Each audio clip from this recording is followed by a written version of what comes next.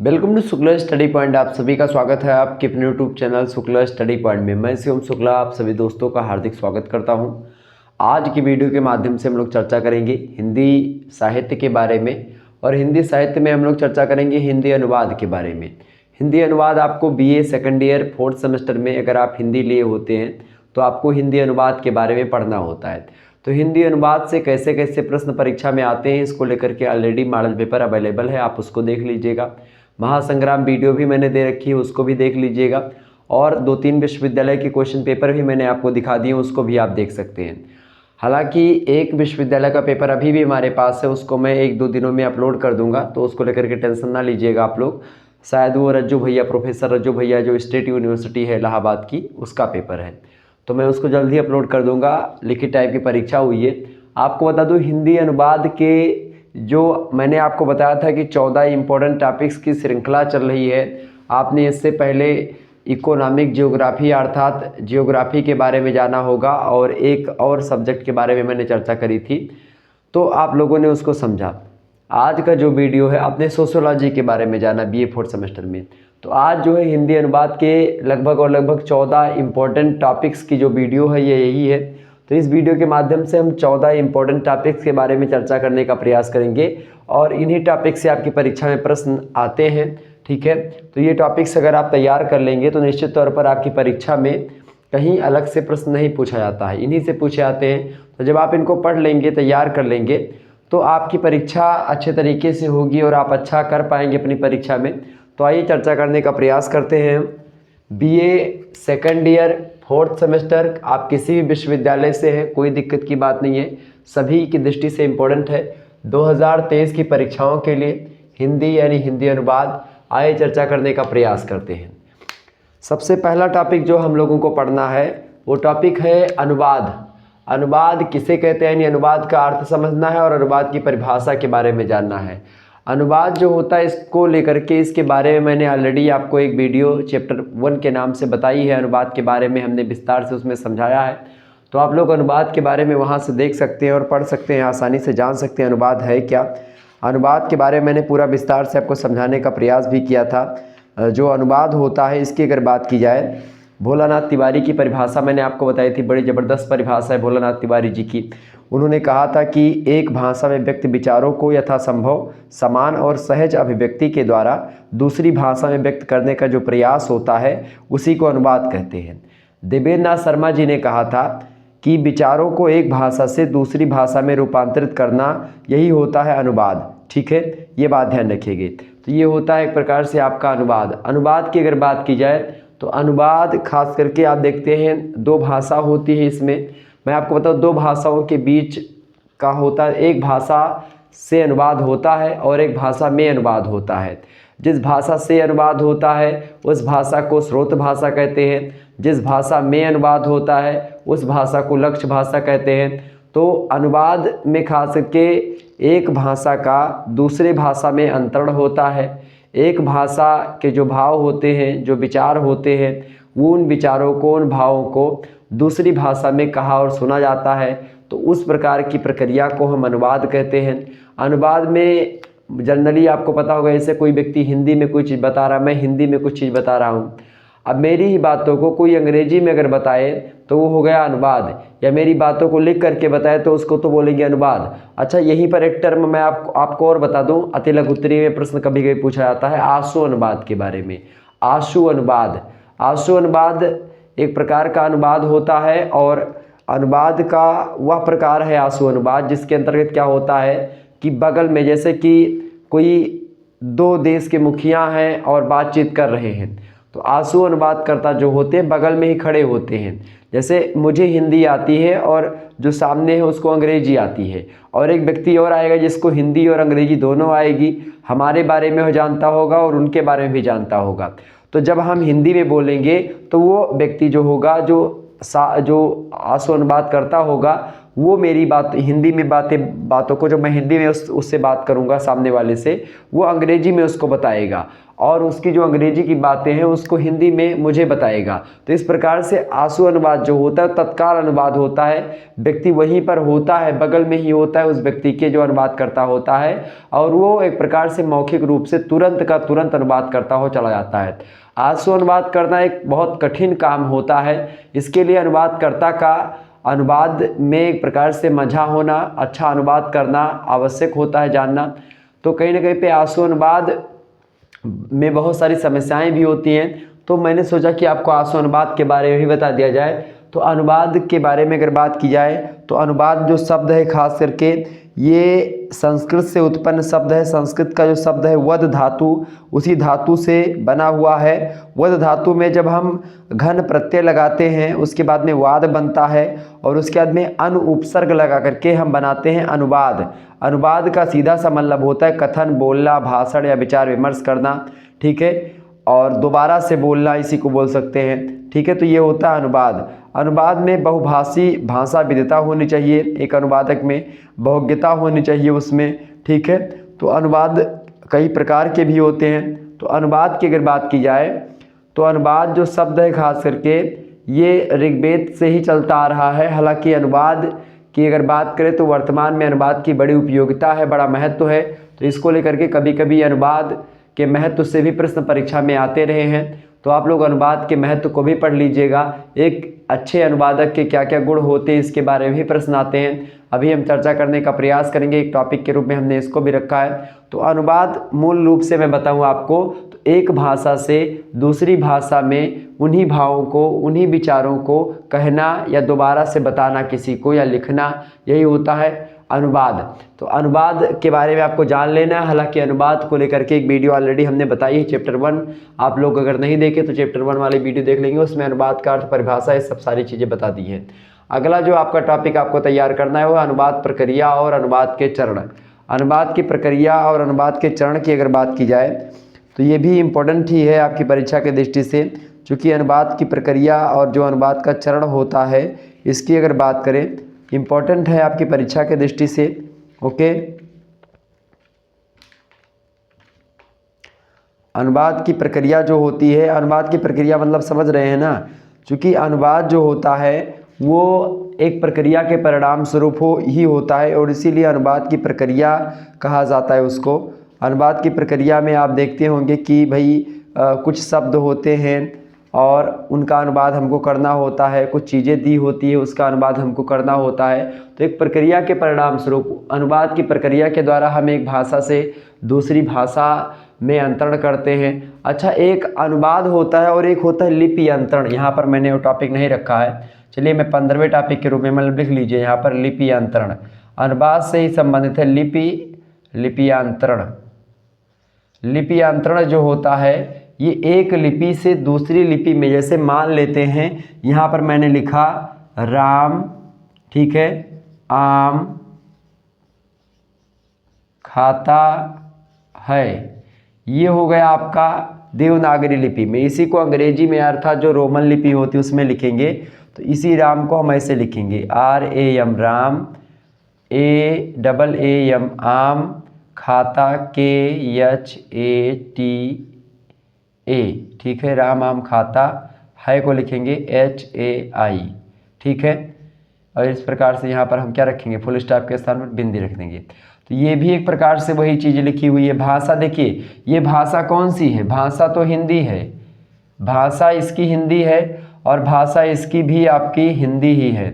लेकिन यहीं पर देव जो लिपि है इसकी वो कौन सी है, लिपि जो है बाबू ये लिपि में चेंजमेंट है, देवनागरी लिपि में लिखा हुआ है। किस लिपि में, देवनागरी लिपि में लिखा हुआ है, जबकि ये लिखा हुआ है रोमन में, ठीक है, समझ रहे ना चीज़ों को। तो ये लिपियांतरण होता है। लिपियांतरण का मतलब होता है भाषा वही रहती है या भाषा अलग भी हो सकती है लेकिन लिपि भी परिवर्तित होती है, ठीक है, समझ रहे ना। तो लिपियांतरण का मतलब होता है इसमें लिपियां भी बदलती हैं, मतलब लिखावट की जो शैली होती है, लिखावट की शैली मान लेते हैं ये रा, हिंदी में जिसको रा कहा जाता है, या देखिए रा, उसको अंग्रेजी में आर बोलते हैं। हिंदी में जो डंडा होता है पाई, इसको ए बोलते हैं अंग्रेजी में, ठीक है। ये तो एक प्रकार से ये इस प्रकार से आप देखते हैं। तो जो ध्वनि होती है, उन्हीं ध्वनियों को लिखने की जो कला होती है अलग अलग स्थानों पर अलग अलग होती है। अलग अलग लिपियों को, जिस ध्वनि को आप यहाँ पर आ बोलते हैं, उसी ध्वनि को हो सकता है अलग अलग स्थानों पर या अलग लिपियों में उसको दूसरा कुछ बोला जाता है। तो यहाँ पर समझने वाली बात है, लिपि यांत्रण का मतलब होता है भाषा, विचारों और मौलिकत्व के साथ ही साथ लिपियों का भी एक प्रकार से चेंज होता है, लिपियाँ भी बदल जाती हैं। जबकि जो अनुवाद होता है उसमें लिपियाँ हो सकता है लिपि वही रहे या लिपि बदल भी सकती है, लेकिन अनुवाद का मतलब होता है भाषा में अंतर होना। जैसे कि यहीं पर राम आम खाता है तो यहाँ पर लिखा जाता कि राम ईट्स मैंगो। यहाँ पर मैं क्या लिखता है, अगर केवल अनुवाद लिखता तो क्या लिखता, राम ईट्स मैंगो, ठीक है। क्या लिखता, राम ईट्स मैंगो। तो राम ईट्स मैंगो, राम आम खाता है, राम ईट्स मैंगो, ये हो गया इसका अनुवाद, ठीक है। लेकिन ये हो गया लिपि यांत्रण। तो लिपि यांत्रण ये हो गया और अनुवाद आपका लाल वाला जो लिखा है वो हो गया। तो अनुवाद में क्या होता है, भाषा में परिवर्तन होता है, ठीक है। जबकि लिपि में क्या होता है, लिखावट में भी परिवर्तन होता है। लिखावट में इसमें भी परिवर्तन हुआ, देखिए लिपि बदली, लेकिन इसमें क्या होता है, इसमें देखिए राम आम खाता, जो यहाँ पर लिखा वही यहाँ पर लिखा, लेकिन क्या है, लिपि का अंतरण है। समझ रहे हैं ना चीज़ों को। तो ये हो गया आपका क्या, अनुवाद। अनुवाद के बारे में मैंने आपको बताया। अनुवाद इंपॉर्टेंट है आपकी परीक्षा की दृष्टि से, आप अनुवाद के बारे में जरूर पढ़ें। और अनुवाद से परीक्षा में प्रश्न आता है, लिपि यांत्रण से भी प्रश्न परीक्षा में पूछा गया है, ठीक है। तो यहाँ पर ये देखने का प्रयास करेंगे कि अनुवाद होता क्या है। अनुवाद की अगर बात की है तो अनुवाद की प्रक्रिया जो होती है, खास करके आप लोगों ने देखा होगा, प्रक्रिया जो शब्द है उसको बोलते हैं अंग्रेजी में प्रोसेस। और खास करके जो प्रोसेस होता है, जिस प्रोसेस के द्वारा आप देखते हैं जो स्रोत भाषा होती है, उस स्रोत भाषा से लक्ष्य भाषा तक पहुंचने की जो प्रक्रिया होती है उसी को बोलते हैं अनुवाद की प्रक्रिया। तो अनुवाद की प्रक्रिया के बारे में, और अनुवाद के कई चरण होते हैं, कई चरणों में अनुवाद समाप्त होता है। अनुवाद के चरणों के बारे में या उसके सोपान के बारे में बताते हुए नायडा महोदय ने कहा कि सबसे पहले विश्लेषण यानी एनालिसिस करना चाहिए, फिर अंतरण करना चाहिए, ट्रांसफॉर्मेंस करना चाहिए, और इसके बाद में पुनर्गठन। अर्थात सबसे पहले जो दी गई भाषा होती है, जो स्रोत भाषा होती है, सबसे पहले उसका हमको क्या करना है, एनालिसिस करना है, विश्लेषण करना है, उसको सही तरीके से समझना है कि बातें क्या कही जा रही हैं। फिर उसके बाद में उन बातों पर क्या करना है, हमको उन बातों पर रिसर्च करके एक प्रकार से उसको बदलना है। और फिर उसके बाद में हमको क्या करना है, उसका दोबारा से अनुवाद यानी दूसरी भाषा में करना है। तो पहले तो हम उसको उस भाषा को समझेंगे, उसके विचारों को समझेंगे, मूल रूप को समझेंगे। फिर उसके बाद में एक प्रकार से बनाएंगे कि भाई ये चीज़ हो गई। फिर उसके बाद में उसमें कोई त्रुटि रहेगी तो उसके लिए पुनरीक्षण भी हम करते हैं, ठीक है, मूल्यांकन भी करते हैं। आगे बढ़ते और भी टॉपिक को जानने का प्रयास करते हैं। तो हमको अनुवाद प्रक्रिया और अनुवाद के चरण के बारे में जान लेना है। इसके बाद में जो अगला टॉपिक आपका आया है, अगला टॉपिक आप देखने का प्रयास करेंगे, इंपॉर्टेंट है परीक्षा की दृष्टि से आपके, फटाफट से देखेंगे सभी लोग। अगला जो टॉपिक है, कौन सा टॉपिक है भाई, अगला टॉपिक देखने का प्रयास करेंगे। अगला टॉपिक जो आपका है वो है अनुवाद के प्रकार। अनुवाद के प्रकार की अगर बात करें तो अनुवाद कई प्रकार के होते हैं। अनुवाद का वर्गीकरण भी कई आधारों पर किया जाता है। अनुवाद के प्रकार की अगर बात की जाए, देखें अनुवाद कई प्रकार के होते हैं। अनुवाद का वर्गीकरण मैं अगर करूं तो अनुवाद जो होता है, एक तो डॉक्टर भोलानाथ तिवारी ने इसके कई भेद बताए हैं, लेकिन इनकी संख्या को मिलाकर के 4। एक तो गद्य और पद्य के आधार पर अगर अनुवाद को बांटा जाए तो होता है एक गद्य का अनुवाद और एक पद्य का अनुवाद। मतलब एक ऐसे अनुवाद जो कि गद्यात्मक रचना का होता है और एक पद्य रचना का होता है। गद्यात्मक रचना का अनुवाद थोड़ा सरल होता है, जबकि पद्यात्मक रचना में जो मूल भाव होते हैं उनमें कभी कभी त्रुटियाँ भी देखने को मिलती हैं, ठीक है। तो ये होता है गद्य और पद्य के आधार पर अनुवाद का प्रकार। और वहीं दूसरा जो वर्गीकरण है उसको बताएंगे साहित्यिक आधार पर। साहित्यिक आधार की अगर बात करें तो काव्य अनुवाद और नाट्य अनुवाद। तो कुछ काव्य तमाम सारे आपको मिलते हैं, उन काव्यों का अनुवाद होता है तो काव्य अनुवाद, और नाट्य अनुवाद में नाटकों का अनुवाद किया जाता है। तो अनुदित जो ग्रंथ होते हैं, आपने पढ़ा होगा कि भाई ये इनका अनुदित ग्रंथ है। तो अनुदित ग्रंथ का मतलब होता है कि ये अनुवाद हुआ ग्रंथ है, ठीक है। तो ये अनुवाद के प्रकार हो गए। इसके अलावा विषय के आधार पर भी अनुवाद को वर्गीकृत किया गया है, जैसे कि लालित्य अनुवाद, धार्मिक और पौराणिक साहित्य का अनुवाद, विधि यानी कानून का अनुवाद, इसके अलावा समाजशास्त्रीय विषय का अनुवाद, प्रशासनिक अनुवाद, वैज्ञानिक तकनीकी अनुवाद, ये सब होगा विषयगत आधार पर अनुवाद। और इसके अलावा अनुवाद की प्रकृति के आधार पर भी अनुवाद को कई भागों में बांटा गया, जैसे कि शब्द अनुवाद, भाव का अनुवाद, छाया अनुवाद, व्याख्या अनुवाद, सारा अनुवाद, वार्ता अनुवाद, रूपांतरण अनुवाद, आदर्श अनुवाद। ये सब अनुवाद के एक प्रकार से प्रकार होते हैं।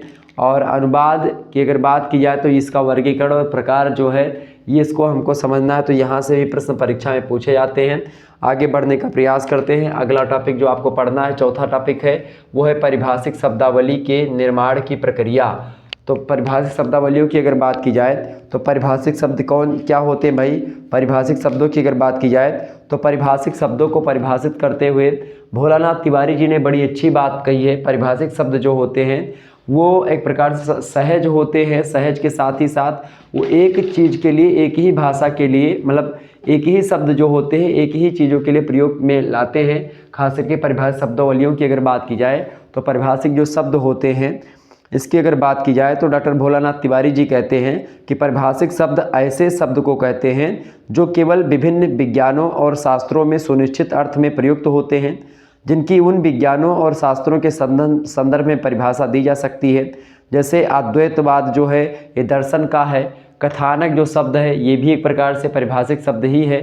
इसके अलावा आप देखते होंगे आलोचना, क्रिया विश्लेषण, व्याकरण, इन सभी में अनुवादिक जो परिभाषिक शब्द हैं इनका प्रयोग किया जाता है। और भी तमाम सारे परिभाषिक शब्द हैं, जैसे कि आर्टिकल हो गया, डिफेक्टो हो गया, कॉन्स्टिट्यूशन हो गया, ठीक है, कैबिनेट है, बजट है। तो एक प्रकार से अलग अलग क्षेत्रों में अलग अलग प्रकार के जो एक प्रकार से भाषा होती है, मतलब अलग अलग भाषाओं में भी एक प्रकार से परिभाषिक शब्द होते हैं।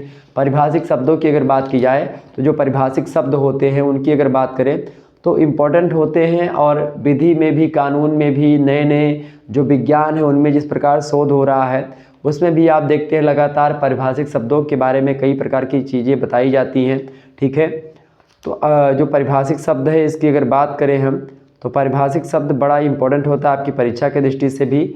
और परिभाषिक शब्दों में कई शब्द भी आते हैं आपके, ठीक है। वहाँ आप देखते हैं एक प्रकार से जैसे कानून में भी परिभाषित शब्द हैं, संविधान में भी परिभाषिक शब्द हैं। इसके अलावा आप देखते हैं परिभाषिक शब्दों को लेकर के अलग अलग विद्वानों ने अलग अलग तरीके से चीज़ों को बताया भी है, ये बात आप ध्यान रखिएगा, ओके।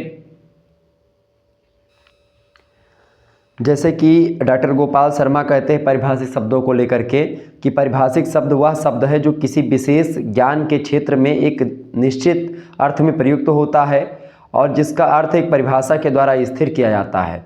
जबकि डॉक्टर भोलानाथ तिवारी जी ने तो कई बातें बताई हैं। उन्होंने कहा कि अर्थ और प्रयोग की दृष्टि से निश्चित रूप से परिभाषित होने वाले शब्दों को परिभाषित शब्द कहेंगे, ठीक है। और परिभाषित शब्दों को हिंदी में तकनीकी शब्द भी कहते हैं।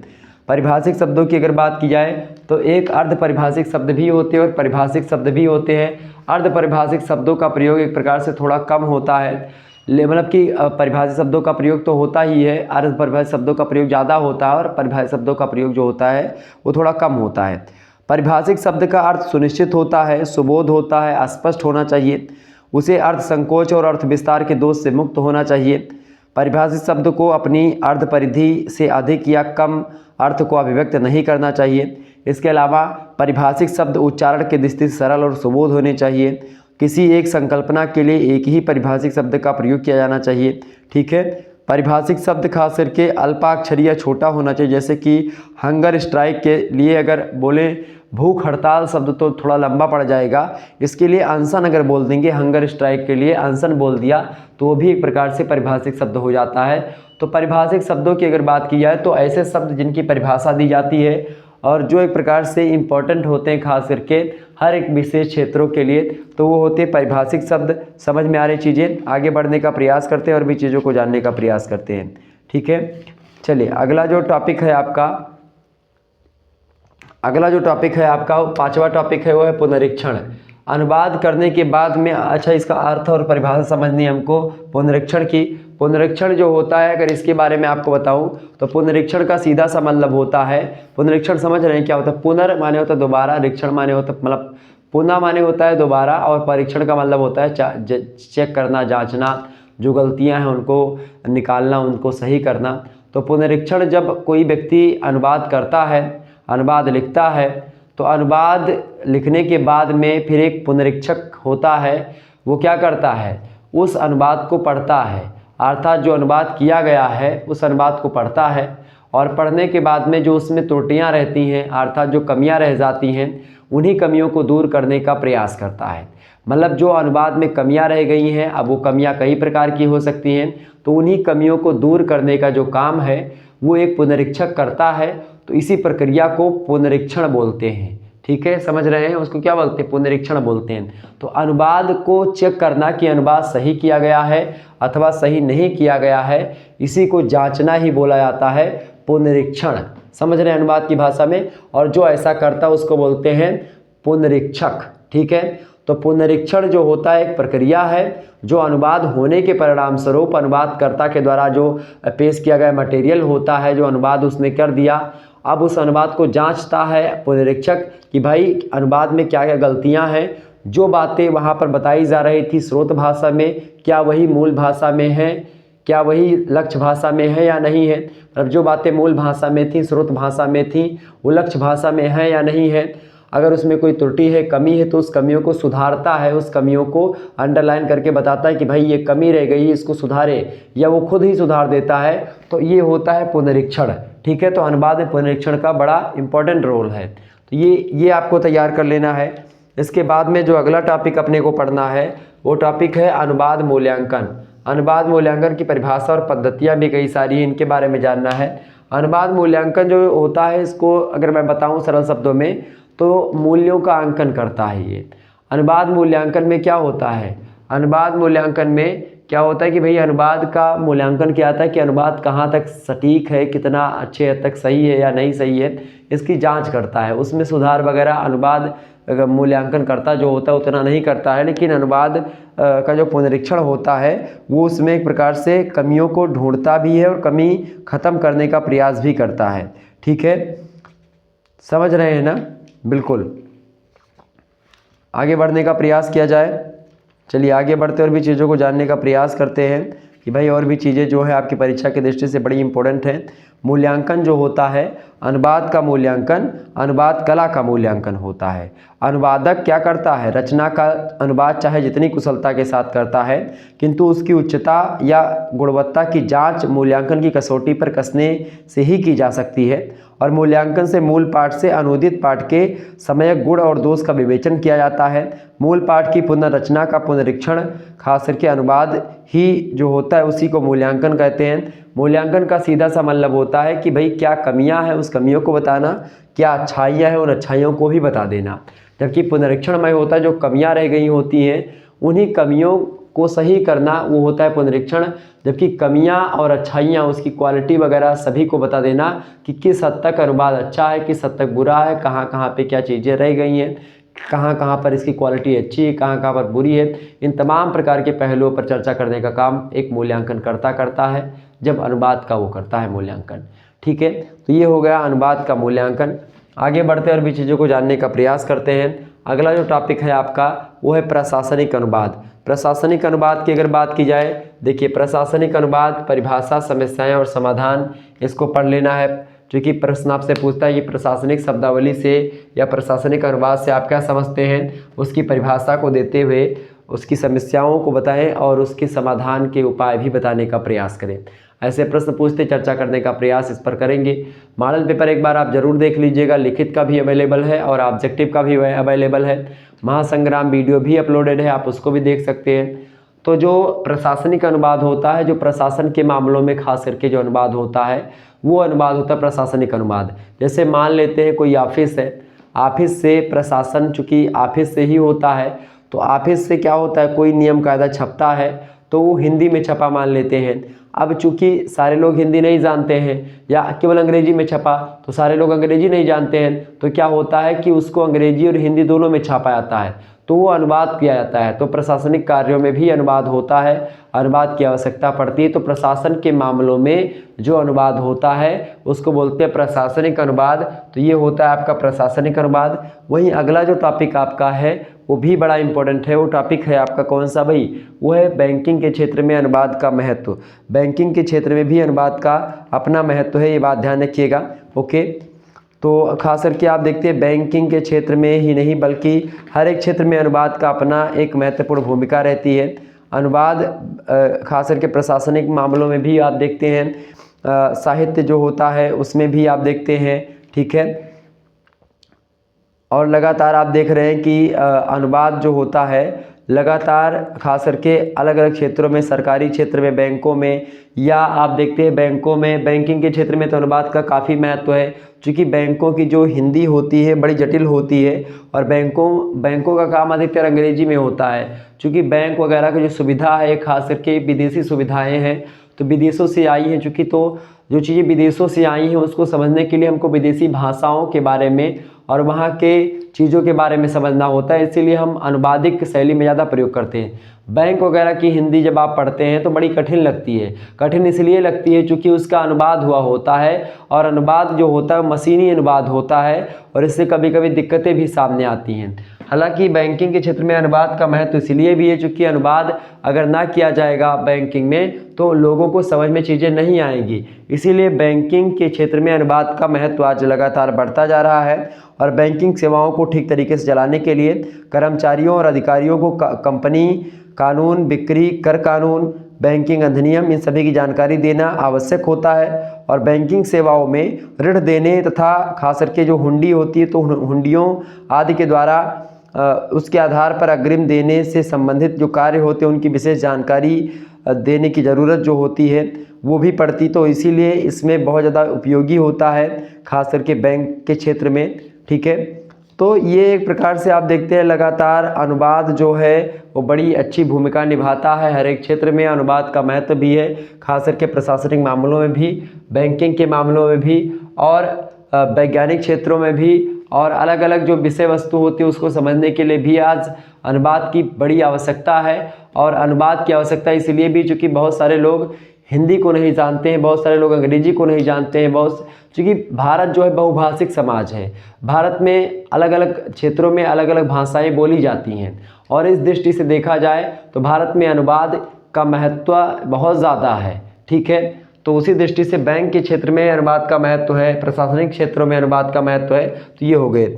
इसके अलावा जो अगला टॉपिक आपको पढ़ना है वो टॉपिक आपका कौन सा है? वैज्ञानिक एवं तकनीकी अनुवाद। वैज्ञानिक क्षेत्रों में आप देखते हैं विज्ञान में लगातार शोध होते हैं वैज्ञानिक मामलों में, उसी प्रकार से तकनीकी क्षेत्र में प्रौद्योगिकी का लगातार विकास होता जाता है, लगातार विकास हो रहा है, विज्ञान का विकास हो रहा है, प्रौद्योगिकी का विकास हो रहा है। इसके परिणाम स्वरूप नए नए चीज़ों की खोज हो रही है, तो उससे उस चीज़ों को नाम दिया जा रहा है, कुछ ना कुछ जिसकी खोज होती है उसको कुछ ना कुछ नाम दिया जाता है। तो वो नाम हो सकता है अंग्रेजी में दिया गया हो या जर्मनी में दिया गया हो, और उसकी चूँकि उस चीज़ का उपयोग पूरा दुनिया करेगा, पूरा संसार करेगा, तो अलग अलग भाषाओं में भी उसको कुछ नामों से पुकारा जाएगा। तो उसी नामों के लिए अनुवाद की आवश्यकता पड़ती है इन क्षेत्रों में, ठीक है। जैसे मान लेते हैं कि किसी भी क्षेत्र का मतलब किसी भी चीज़ का आविष्कार मान लेते हैं अमेरिका में हुआ या इंग्लैंड में हुआ, तो इंग्लैंड में अंग्रेजी में उसका नाम रखा जाएगा, तो अंग्रेजी में नाम रखा गया, और भारत में भी उसका उपयोग होने लगा, तो उसको हिंदी में क्या कहेंगे, समस्या इस बात की उत्पन्न होगी। तो उसके नाम के लिए फिर उसको कुछ नाम दिया जाएगा उसी के अकॉर्डिंग, तो वो अनुवाद के परिणाम स्वरूप ही संभव हो पाता है कि भाई इसका नाम क्या दिया जाए। इसके अलावा वैज्ञानिक क्षेत्रों में जहाँ पर आप देखते हैं विभिन्न क्षेत्रों के अलग अलग देशों के वैज्ञानिक इकट्ठा होते हैं, चर्चा करते हैं, विचार विमर्श करते हैं, तो उसमें भी अनुवाद की आवश्यकता पड़ती है ताकि एक दूसरे के भावों को समझ सके, विचारों को जान सके, ठीक है। चूँकि अलग अलग भाषा के क्षेत्र के लोग इकट्ठा होते हैं तो इसमें अनुवाद की बड़ी अच्छी भूमिका होती है।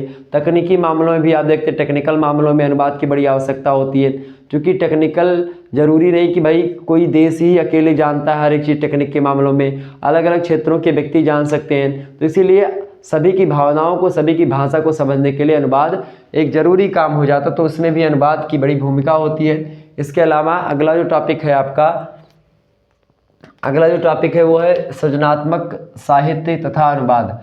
सृजनात्मक साहित्य का मतलब होता है एक प्रकार से जो सृजन किया हमने। आप देखते हैं विभिन्न साहित्य जो हो गया, मान लेते विश्व साहित्य या अंग्रेजी साहित्य जो हमने सीखा, या जो विश्व स्तर के साहित्य थे, यूरोपीय साहित्य थे, उससे हमने सीखा, या हिंदी में कोई चीज़ लिखे गए, कोई बड़ा ग्रंथ लिखा गया, रामचरितमानस, या आप देखते हैं गीता का या वेदों का अनुवाद हुआ, श्रीमद् भगवद गीता का, वेदों का, स्मृतियों का, पुराणों का, बहुत सारा अनुवाद लोगों ने किया। इसी प्रकार से आप देखते हैं अलग अलग भाषाओं में रामचरितमानस का भी अनुवाद किया गया, रामायण का अनुवाद किया गया। तो अनुवाद जो होता है ये कहीं न कहीं पे सृजनात्मकता के लिए, जानकारी के लिए, अलग अलग साहित्य को पढ़ने के लिए लोग इसका अनुवाद करते, तो ये भी एक प्रकार से अनुवाद हो गया। तो ये टॉपिक अपने को तैयार कर लेना है, ठीक है। इसके बाद में हमको अगला जो टॉपिक है 11वां टॉपिक है सामाजिक सांस्कृतिक बदलाव में अनुवाद की भूमिका। सामाजिक सांस्कृतिक बदलाव में मतलब जो सांस्कृतिक बदलाव, जिस प्रकार से कल्चर बदल रहा है, जिस प्रकार से पहले आप क्या करते थे, कैसा रहते थे और आजकल कैसे रहते हैं, क्या करते हैं, बहुत अंतर आप देखने को मिलते हैं। आप अपने दादाजी को देखिए और अपने विचारों को देखिए, खुद को देखिए, आप में और उनमें बहुत अंतर दिखेगा। चाहे विचारों की मैं बात करूं और चाहे पहनावे ओढ़ावे की बात करूं, चाहे जीवन जीने की शैली की बात करूं, चाहे सुख सुविधाओं की बात करूं और चाहे खान पान की बात करूं।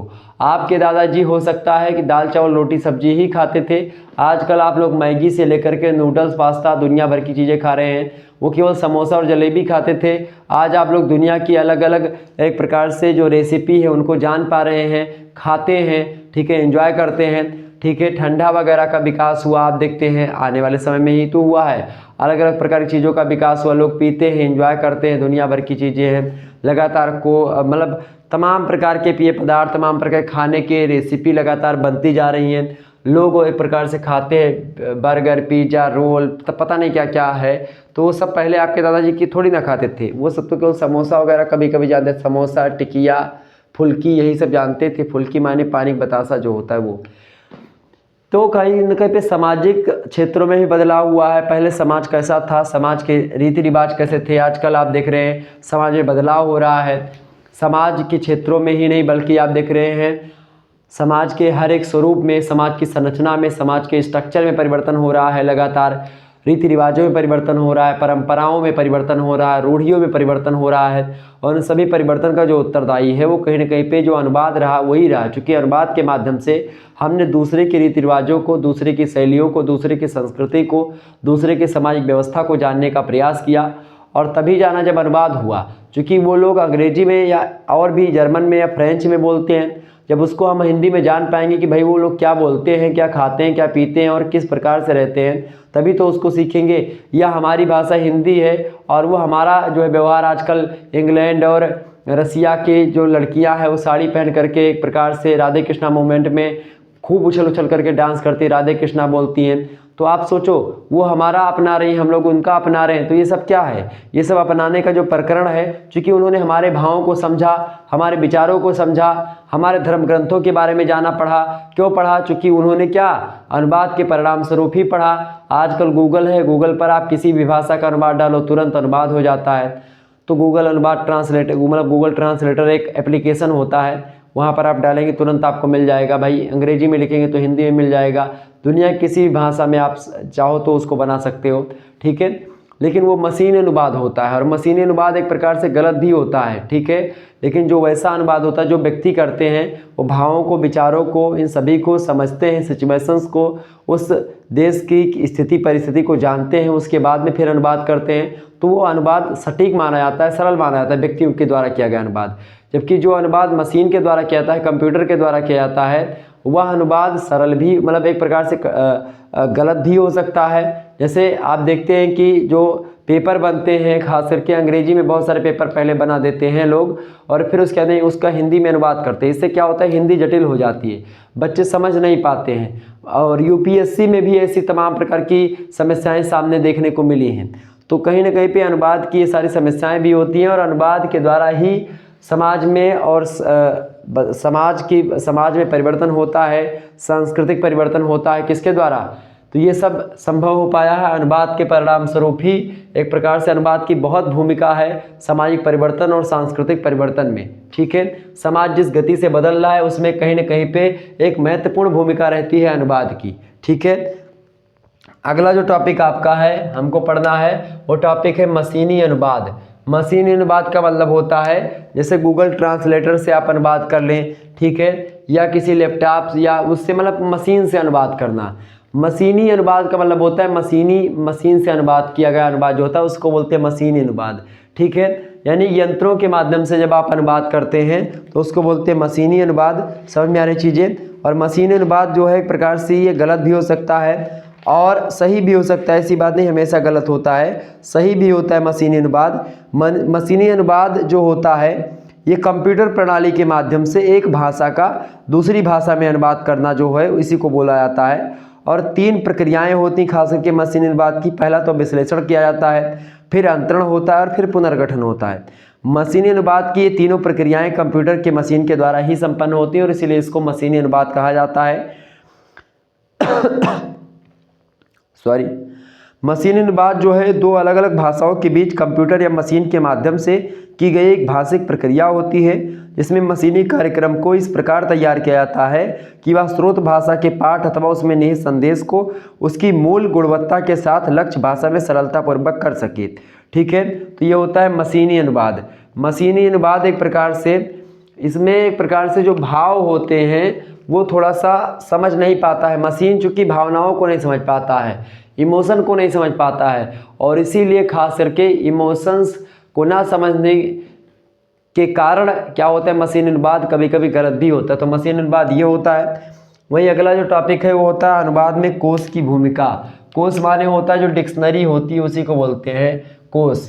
तो डिक्शनरी मतलब जो अनुवाद के जो कोश होते हैं, कई कोश होते हैं, आपको मैं बता दूं।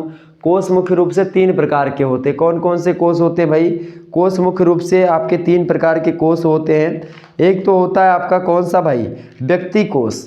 व्यक्ति कोश का मतलब होता है जब किसी एक साहित्यकार के साहित्य में प्रयुक्त शब्दों को ध्यान में रख करके कोश का निर्माण किया था, डिक्शनरी बनाई जाती है, तो उसको बोलते हैं व्यक्ति कोश, ठीक है। जैसे कि अंग्रेजी के प्रसिद्ध लेखक है विलियम शेक्सपियर, उनकी रचना के एक प्रकार से उनकी रचना से तमाम सारे शब्दों को उठा करके एक डिक्शनरी बना दी जाए। या फिर रामचरितमानस के रचयिता हैं गोस्वामी बाबा तुलसीदास, या छायावाद के लेखक है जयशंकर प्रसाद। तो इन सभी के रचनाओं को उठा करके उनसे एक प्रकार से शब्दों को निकाल करके और उनका एक कोश बना दे और फिर अनुवाद करे, तो वो होता है एक प्रकार से व्यक्ति कोश। दूसरा कोश होता है पुस्तक कोश। पुस्तक कोश में किसी एक प्रसिद्ध पुस्तक यानी ग्रंथ में जो व्याप्त शब्द होते हैं उनको आधार बना करके कोश का निर्माण किया था। जैसे तुलसीदास की रचना है रामचरितमानस, मैथिलीशरण की गुप्त की रचना है साकेत, जयशंकर प्रसाद की रचना कामायनी, मुक्तिबोध की रचना अंधेरे में। तो इन सभी को अगर केंद्र में रख करके इन सभी को आधार बना करके और कोश बनाया जाए तो उसको बोलते हैं पुस्तक कोश। और इनकी बड़ी भूमिका होती है अनुवाद में कोशों की। एक होता है भाषा कोश। तीसरा भाषा कोश में क्या होता है? इस कोश में एक भाषा में ही खास करके ये कोश होता है और एक से अधिक भाषाओं में भी हो सकता है। एक भाषा वाले कोश को एक भाषिक कोश और 2 भाषाओं वाले कोश को द्विभाषिक कोश कहा जाता है। और भाषा कोश भी 3 प्रकार का होता है। एक होता है वर्णनात्मक, एक होता है ऐतिहासिक और एक होता है तुलनात्मक। जैसे डिक्शनरी जो होती है उसी को बोलते हैं कोश। मिथक, पुराण, तमाम सारे इतिहास, इन सभी से एक प्रकार से क्या होता है कोशों का निर्माण होता है और एक प्रकार से ये होते हैं। और कोशों की बड़ी भूमिका होती है क्योंकि जब भी आप अनुवाद करते हैं तो एक प्रकार से डिक्शनरी वगैरह भी देखते हैं कि भाई इस शब्द की मीनिंग क्या होती है, ठीक है। तो ये एक प्रकार से ये भी टॉपिक आपका इंपॉर्टेंट है। वहीं अगला जो टॉपिक है 14वां टॉपिक है वो है एक अच्छे अनुवादक के क्या क्या गुण होते हैं, इसको बताने का प्रयास करें। बढ़िया टॉपिक है आपका और बढ़िया प्रश्न भी है। अच्छे अनुवादक के गुण आपसे पूछा जा रहा है और परीक्षा की दृष्टि से अगर बात की जाए तो बहुत ही इम्पोर्टेंट प्रश्न है ये। एग्जाम में प्रश्न जरूर पूछा जाता रहता है कि एक अच्छे अनुवादक के एक प्रकार से गुण बताइए कि एक अच्छे अनुवादकर्ता में क्या क्या गुण होना चाहिए ताकि वो अच्छे तरीके से लिख पाए, अच्छे तरीके से अनुवाद कर पाए, ठीक है।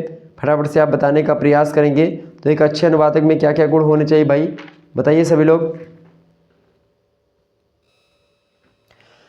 एक अच्छे अनुवादक के गुण की अगर बात की जाए तो कई सारे गुण उसके अंदर होने चाहिए। सबसे पहली बात, भाषा का प्रभुत्व उसके अंदर होना चाहिए, यानी लैंग्वेज इन्फ्लुएंस अगर उसके पास है टैलेंट वाला, निश्चित तौर पर वो अच्छा अनुवादक कहा जाएगा।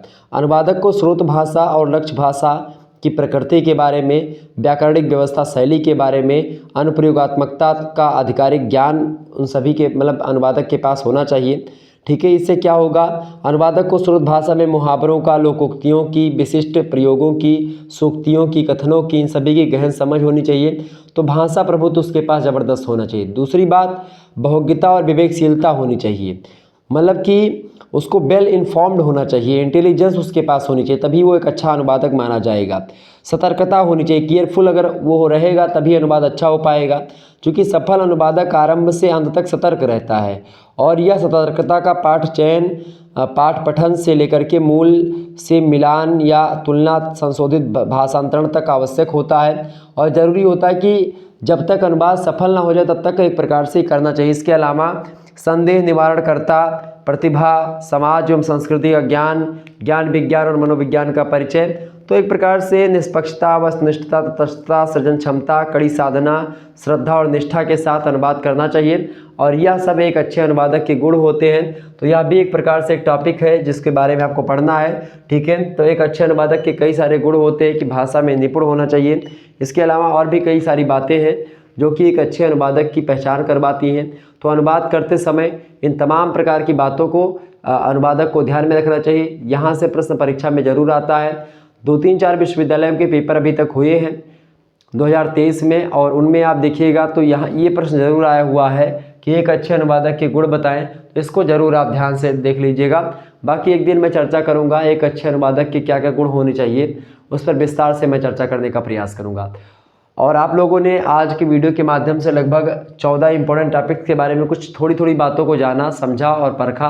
बाकी और भी चीज़ें जो है महासंग्राम वीडियो में आपको मिल जाएंगी, आप जानकारी ग्रहण कर सकते हैं। हालांकि ये टॉपिक इंपॉर्टेंट थे, इसीलिए मैंने सोचा बता दिया जाए। आप लोगों के कमेंट लगातार आते कि सर जी हिंदी का बताइए, तो मैंने सोचा आपको बता दिया जाए। ठीक है, चलिए फिर मिलते हैं हम नेक्स्ट वीडियो में। तब तक के लिए जय हिंद, जय भारत। आप सभी का बहुत बहुत धन्यवाद हमारे से जुड़ने के लिए। इसी प्रकार से अपना प्यार हमेशा बनाए रखिएगा।